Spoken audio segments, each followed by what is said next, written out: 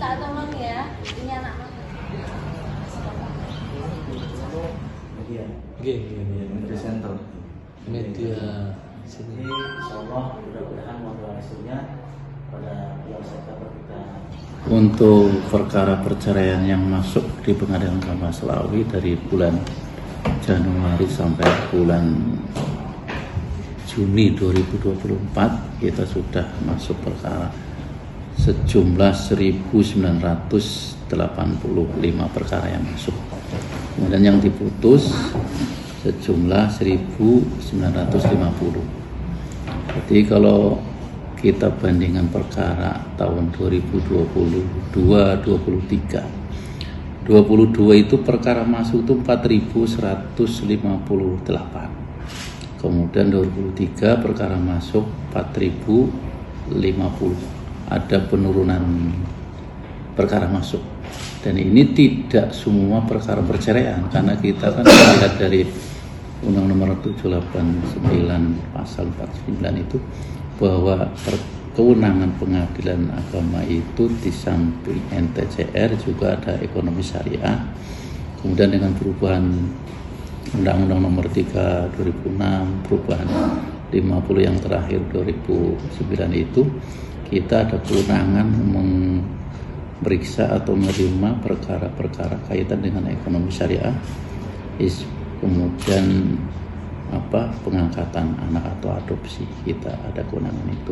Sehingga perkara yang masuk 4.000 sekian itu bukan serta-merta semuanya angka perceraian, tapi semua perkara yang masuk di Pengadilan Agama Slawi. Kalau lihat trennya ini sudah pertengahan tahun masuk kita itu 1985, kemungkinannya kalau sampai akhir tahun ini sampai Desember tidak mencapai 4.000, malah sudah turun lagi. Mudah-mudahan dengan turunnya perkara, karena sebagian besar itu perceraian, berarti angka perceraian pun akan turun juga, insya Allah akan turun. Karena perkara yang ngetren di PA kan rata-rata perceraian, walaupun ada pengangkatan anak, ada dispensasi nikah, ada kewarisan, ada gonogini, itu semuanya masuk kewenangan di Pengadilan Agama. Direktur Jenderal Peradilan Agama itu memprogramkan bahwa karena di wilayah Pengadilan Agama Slawi itu ada yang jauh, kemudian ada juga daerahnya masih di bawah standar ekonomi, maka kita di Badilag itu ada anggaran namanya sidang di luar gedung atau sidang keliling biasa orang. Kita ada 2 tempat, yaitu ada di Tuwel, yang pada desa Tuwel Bojong, satunya lagi ada di Kecamatan Suradadi, itu sidang di tempat atau di luar gedung pengadilan. Ada lagi yang namanya prodeo. Prodeo ini diberikan kepada mereka yang tidak mampu, tapi dilihat tidak mampu secara hukum. Jadi walaupun dia agak secara ekonomi agak mampu, tapi dia tidak bisa berperkara, kita undang, atau bukan kita undang, kita terima melayani orang-orang yang tidak punya kemampuan itu. Sehingga di situ ada namanya pos yankum atau pos bakum, pos bantuan hukum, di mana nanti masyarakat itu bisa bertanya, mencari informasi, sampai dibuatkannya suatu gugatan atau permohonan perceraian, baik perceraian ataupun waris atau bisa dibuatkan di situ, gratis, tidak ada biaya sepeserpun. Nah, ini namanya pos bakum. Ada yang prodeo. Kalau prodeo ini tentang masalah pembebanan biaya perkara, mereka pun gratis.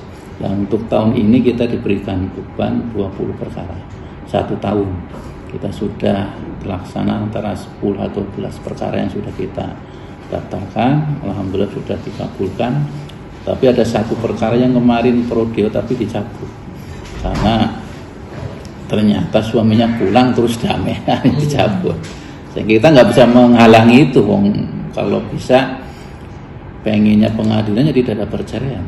Ketika dipanggil termohon atau tergugatnya kemudian datang, kemudian bisa dimediasi, bisa didamaikan, damai, kita kebanggaan. Artinya bisa mendamaikan rumah tangga yang sudah terkoyak adanya masalah, tetapi ketika sudah masuk ke pengadilan ternyata masih bisa didamaikan dan bisa dicabut perkaranya. itu walaupun tidak signifikan hanya berapa perkara, persentasenya nggak besar, tapi alhamdulillah adalah istilahnya itu. Walaupun makanya sekarang kan sidang harus ada mediasi kalau tergugatnya atau termohonnya hadir. Tapi kalau nggak hadir nggak bisa dimediasi dengan siapa, tapi tetap diberitahukan kalau bisa jangan sampai cerai. Download Tribun X sekarang, menghadirkan lokal menjadi Indonesia.